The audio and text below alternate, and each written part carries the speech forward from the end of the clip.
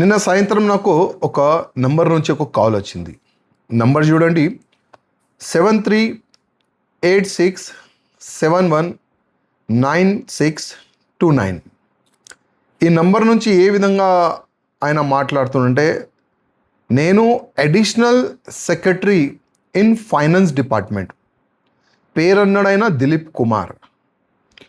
అదేవిధంగా prime minister Viksit Bharat ఒక scheme launch అయింది. ఆ స్కీమ్ కిందనే మన తెలంగాణ ముఖ్యమంత్రి గారు చీఫ్ మినిస్టర్ ఎంప్లాయ్మెంట్ ఆ స్కీమ్ కూడా మన చీఫ్ మినిస్టర్ గారు లాంచ్ చేసినారు కదా. కొంతమంది యువకులకి ఈచ్ కాన్స్టెన్సీ 3 కోట్ల రూపాయలు, అంటే ఒక యూత్కి 10 lakh rupees వాళ్ళు లోన్గా ఇస్తున్నారు. అదేవిధంగా 50% సబ్సిడీ ఉంటుంది.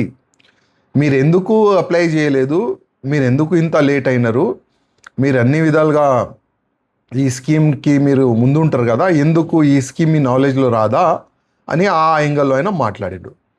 నేను చెప్పిన కరెక్టే, నాకు ఈ నాలెడ్జ్లో రాలేదు, నాకు తెలియదు. ఎందుకంటే ఫైనాన్స్ డిపార్ట్మెంట్ నుంచి డైరెక్ట్లీ నాకు కాల్ అంటే నేనైతే నిజం అనుకున్నా. దాదాపు నేను ఆయన చెప్పిన మాటలకి నేను నమ్మినా కూడా. మళ్ళా నాకు డౌట్ వచ్చింది, ఏదో ఒక తేడా కనబడుతుంది. ఎందుకంటే ఆయన మాటల్లో ఏమంటుండంటే, సార్ ఈ రోజే అంటే నిన్న నైటే మీరు ఆధార్ కార్డులు అన్నీ పెట్టాలి, ఎందుకంటే దాంట్లో ఎంతమంది కేపబుల్ ఉన్నారో లేరో అది మొత్తం మేము చూసుకోవాలి. మీరు ఇవాళనే నైట్ ఆధార్ కార్డ్ పెట్టండి, ఎందుకంటే ఇవాళనే ఈ స్కీమ్ కూడా క్లోజ్ అయిపోతుంది. ఇప్పుడు మీరు మావాడని నేను సపోర్ట్ చేయాలనుకుంటున్నాను. ఆ యాంగిల్లో అయినా ఫోన్లో మాట్లాడిండు. నేను మంచి సార్, నేను మాట్లాడి ఇప్పుడే మీకు అప్డేట్ చేస్తాను, ఫోన్ కట్ చేసి మన భట్టి గారు పిఏకి నేను కాల్ చేసిన, ఫోన్ చేసి అడిగిన, అసలు ఈ వ్యక్తి ఇట్లాంటి డిపార్ట్మెంట్లో ఈ వ్యక్తి ఉన్నాడా అడిగిన.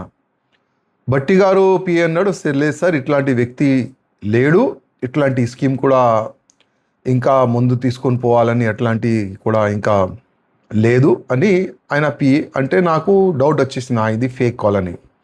ఎందుకంటే గతంలో కూడా ఇట్లాంటి కాల్స్ చాలా వరకు వచ్చింది. అంటే జనాలకి ట్రాప్ చేస్తున్నారు, జనాలు ట్రాప్ అవుతున్నారు, మనం చూస్తున్నాం. అంటే ఇప్పుడు ఈ ట్రాప్ చేసేవాళ్ళు, ఈ మోసగాళ్ళు ఎమ్మెల్యేస్ కూడా ఏడుస్తలేరు.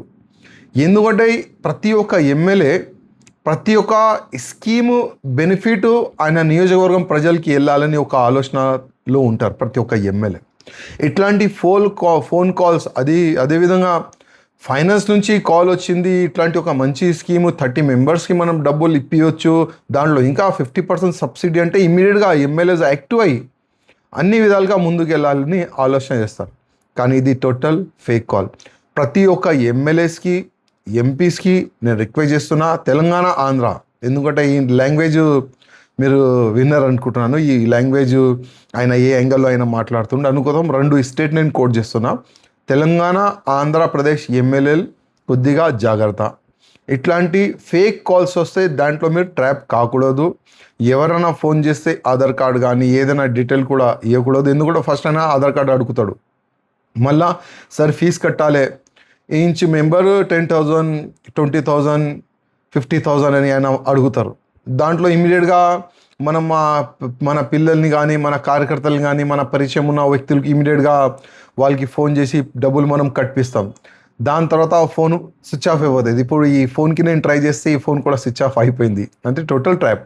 నేను మన ముఖ్యమంత్రి గారికి, అదేవిధంగా మా ఫైనాన్స్ మినిస్టర్ ఆల్రెడీ ఎవరు తెలుసు కూడా, వాళ్ళకి నేను రిక్వెస్ట్ చేస్తున్నాను, ఇట్లాంటి ఫేక్ కాల్స్ గురించి కొద్దిగా ప్రతి ఒక్క ఎమ్మెల్యేస్కి అవగాహన తీసుకొని వస్తే బాగుంటుంది. అదేవిధంగా ఇప్పుడు నేను ఇచ్చిన నంబర్కి ఈ వాయిస్ మెసేజ్ కూడా నేను మీడియా ముఖంగా నేను పెడుతున్నాను. ఈ వాయిస్ ఎవరిది, కొద్దిగా సైబర్ క్రైమ్ అధికారులకి, పోలీస్ డిపార్ట్మెంట్కి ఈ వాయిస్ కానీ నంబర్ కానీ ఎవరిది, వాళ్ళకి మీరు పట్టుకొని ఇంకా ఎంతమందిని ట్రాప్ చేసిండు అది తెలుసుకుంటే చాలా బాగుంటుందని. ఎందుకంటే ఇట్లాంటి వ్యక్తులకి 100% పనిష్మెంట్ ఉండాలి.